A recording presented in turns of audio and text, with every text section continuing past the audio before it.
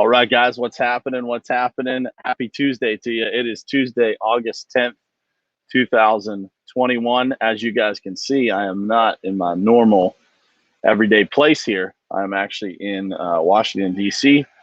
for a trade show for the Connex Facilities Management Trade Show. We are at the Gaylord National here, just outside of Washington, D.C.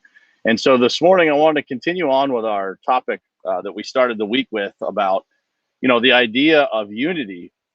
And this morning, I wanted to take a little different spin, being in the nation's capital, talking about the fact that our country was founded on values. And so I've looked into, what exactly are those values that our country was founded on, and how are we doing with that today? So that's what we're going to dig into today. Let's get started. It is ultimately important for you to look at your goals, truly what you want to do in your life, and then look at the people who you spend the most time with in your life and figure out if that lines up.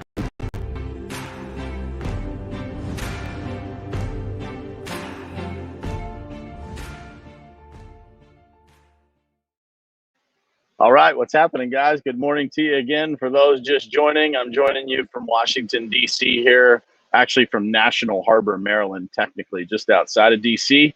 At the Gaylord National Resort here. This place is amazing, man. This is a great resort and hotel, and happy to be here. The Pavement Group, we're here at the Connex Facilities Management Trade Show this week. So we've got companies from all over the country, some of the largest brands in the world here, and they are looking for people like us to be able to take care of all the different things from a facilities aspect that they've got going on. So it's great to be here, great to be among a bunch of people as usual. And this morning I wanted to jump into a topic, guys, that continues on the path of what we were discussing yesterday with unity, but I want to take it kind of a different direction, being in the nation's capital, talking about what exactly are America's core values, right? And then let you guys kind of ruminate on how you think we're dealing with those core values today, right? How are we sticking to those core values, or how have things evolved? Is that good or bad? I think these are important conversations for us to have. And being in the nation's capital this week, I think it's a great reminder of, just how special America really is. And so that's what we're going to jump into this morning. But first, as usual, I want to say good morning to some folks. What's happening, Curtis? First out of the gate this morning. Good morning to you, Ed, Dan Hill, John Stanton, Daniel Good, Sean Brown. Man, we got a bunch of people watching on YouTube these days. This is great. Vicky and Jared, good morning to you guys, and thank you guys for being here. So ask yourself this question. What exactly do you think America's core values are? What do you think this country was actually founded on? So as usual, I Googled it, and I came up with a list of 6 core values that this YouTube article, that this Google article gave to me. And so I'm going to give you those, and then I'm going to add one that I feel is probably the most important one that is not necessarily on this list. So here's what it said: liberty, self-government, equality, individualism, diversity, and unity. I want you to think about that for a second. And I'm going to add to the end of that list, and certainly not in order at the end of the list, I believe that freedom is the most important value that we could possibly have, right? And so as we go through this, I want you to think about these core values. I want you to think about them and how they apply to your own life, how they apply to your own family, and what happens if any of these are impacted in some way, by the adjustment that government might have, right? So when you think about those terms, I think they are absolutely at the core of what America stands for, what America is all about, right? But when you get to, each one of them has an opposing definition, right? So a definition that you might interpret, and then sometimes there's an opposing definition as well. So for example, free speech. Well, free speech can't necessarily be completely free speech because there has to be laws around things like terroristic threats or things like that. So it's, when you start thinking about these things, it gets very complicated as to, how our government runs, what we stand for, what freedom is defined as. And so I think it's an important conversation for all the things that are going on in the world right now, for us to really think about these things and to spend time, ruminating on what exactly do these things mean. So self-government, for example, by the people, is that really what we have today? Or could we do a job of making it more self-governing, and could there be changes made that help us be a little bit closer to the definition that we all agree we would want, right? So when you think about that, think about how those things apply to your family. We talked about unity yesterday and the importance of unity. And I want you guys to think about this. The representatives that are out there representing each of our areas of the country, are those people, are they promoting unity? Or are they speaking something that creates division? And bringing those things to the surface, I'm careful not to use the words hold people accountable, because when you bring it to the surface and you're actually able to have conversations around things, and you're actually able to embrace that conflict that comes along with disagreement, I think that we're able to make huge strides in the right direction. We're actually able to make a difference in the world. We're actually able to open people's minds to the possibilities of a different way.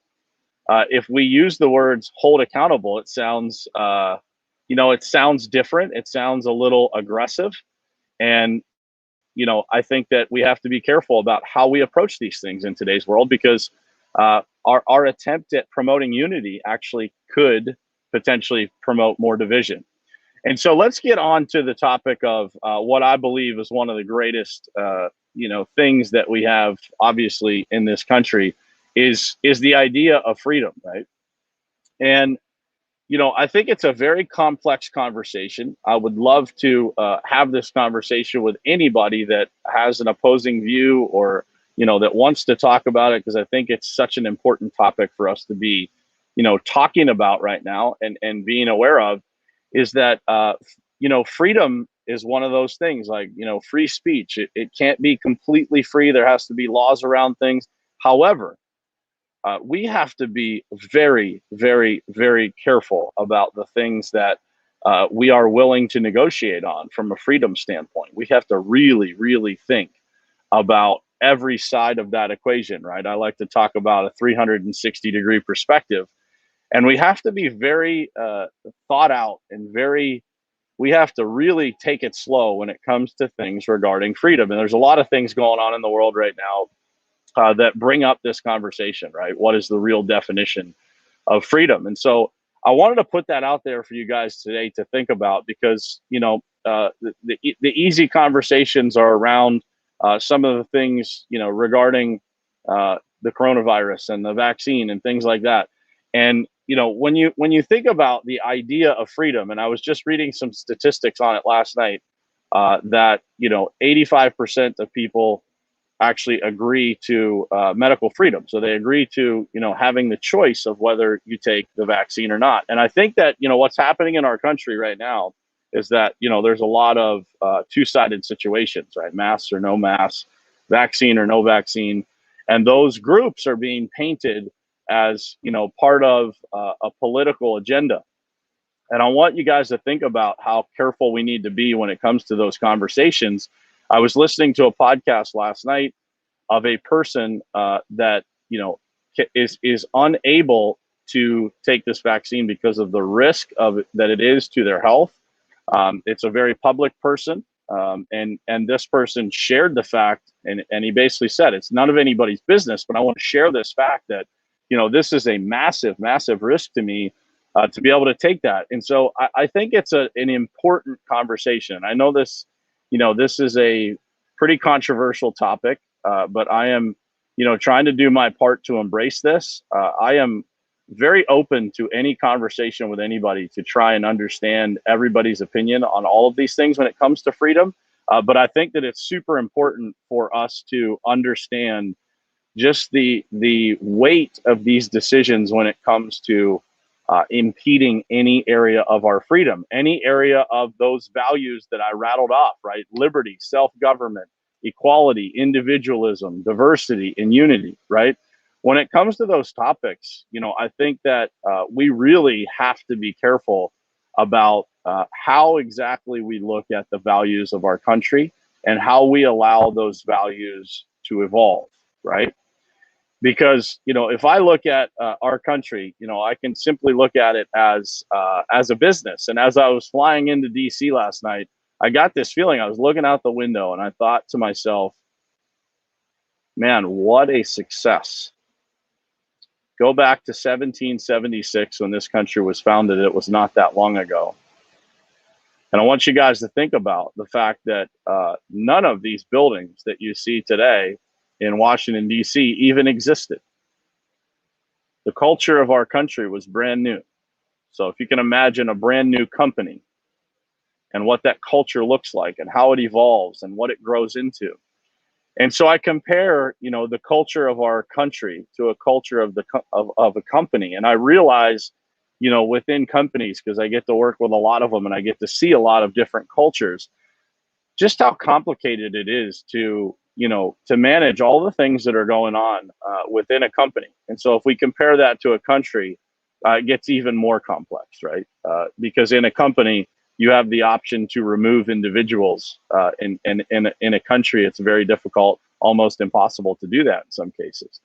So I want you guys to think about that and think about just the weight of the decisions and how important it is, given those circumstances that I just mentioned, how important it is for us to really think about all of the things that are attached to, making decisions that could change the course of history for our country. And it is really important for us to be open to each other, not necessarily take a side. I've been part of many conversations where, it was assumed that someone was a certain way because of their political affiliation. And I think that that's just a dangerous thing for us to do. And I think it's important for us to be balanced and open and really listen to people and really care for each other and really try to understand where other people are coming from. And I think that is at the core of the values that our country was founded on. And I think that as we learn how to do that better, as we learn how to listen, as we learn how to, educate ourselves, read the opposing view and really genuinely try to learn from it. That is something that, I started practicing last year in a big way because I was, kind of feeling so uneasy about certain things and I wanted to understand more. And so I started to read the opposing opinion. And it doesn't mean that I switched my views or that I agree with those people now, but I definitely have a better understanding of a lot of things associated to it. And so I'm able to have better conversations. And I think that at the core of who we are, that is what this country was founded on, right? Our ability to have the freedom of speech to speak to each other from opposing views. And to Antonio's point, conflict resolution, right? It's about being willing to sit in a room with someone that has a completely different opinion than you do and loving them anyway, right? It goes beyond our country. It goes to, religious values in every case too, whatever, religion you believe, they are all at the core based in loving each other and to, create unity amongst people. And so I wanted to talk about this today, guys, because I think that it is such an important topic for us to take this country from, where it is today and to actually bring it together and to be willing to sit there. And in some cases, guys, I sit in conversations where a person is like completely over the top, angry or upset or whatever the case may be. And I sit and listen because I feel like, and I want you guys to listen closely to this, I feel like that is what's missing in our country, is that we are so quick to judge those people who are upset as opposed to maybe being the only person that listens to them, maybe being the only person that they walk away from a conversation feeling heard. And I think that it is important for us to listen, to understand, not listen to respond. And I think it's very important for us to be super careful about all the topics that are flying around right now of change and what's important. And freedom doesn't mean that it's free as long as it's the opinion that you agree with. Freedom is a very, very fragile thing, and we need to treat it as such. We need to be very careful about these decisions that are being made in our country to do certain things, because it is you can't put the toothpaste back in the tube, right? Once those decisions are made, it gets extremely complex to reverse those decisions, almost impossible. And so I want you guys to just think about that today. Think about how our country's values apply to your life, apply to your family, apply to your business. And I think that every person that I speak to, and I say that with confidence, every person that I speak to really believes in the values of this country. And so I think it's up to all of us to, be very careful about how we interpret and how we attempt to change or evolve those values, right? There's been many times in history, several times in history, I should say, that those values have evolved, right? We've changed some things in our country that were really important to change, but it takes time to do that. And it takes a lot of thought and really, again, respecting other people's opinions. And I think that we, the people, can be the example to our government officials, our elected officials, that we can set the example of what it's like to have real conversations. And we are blessed to have platforms like this to be able to have those conversations where, we can be open. We can have conversations that present both sides of something and really attempt to educate each other, because I feel like, in a lot of ways, we are lacking the education that we need to be able to see an opposing view, because most of what we consume is from the news, right? And it doesn't matter which side of things you're on.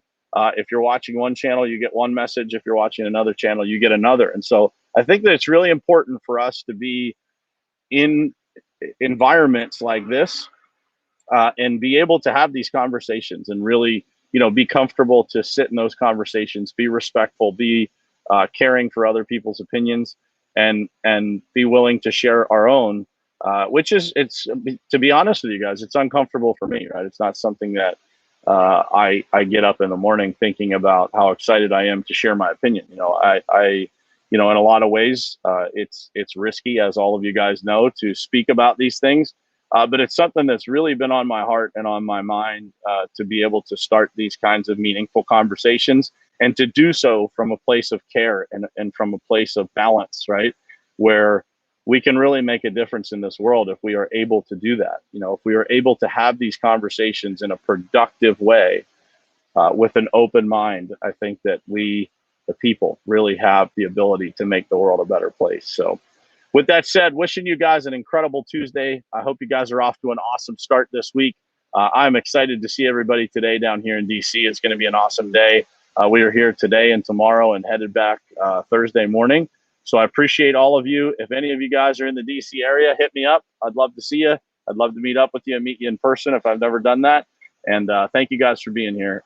Your support means the world to me. Everything from the podcast standpoint is going incredible.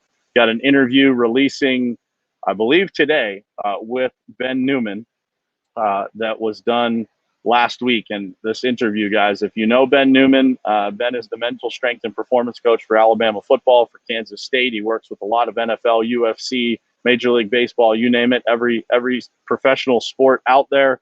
Ben is coaching professional athletes in. And we get behind the curtain and we dig into a lot of how his perspective has been shaped over his life as a result of events. Not all of those events have been positive, right? But he took those perspectives and really it helped him shape his life into who he's become today. So stay tuned for that. It's going to be on podcast only. So just make sure that you're subscribed to one of the podcast platforms if you want to listen to that. I'll be sharing it on my page, but wanted to give you a heads up that will be released sometime today. So appreciate you guys being here. Happy Tuesday to you. Love you guys. And thanks again for tuning in.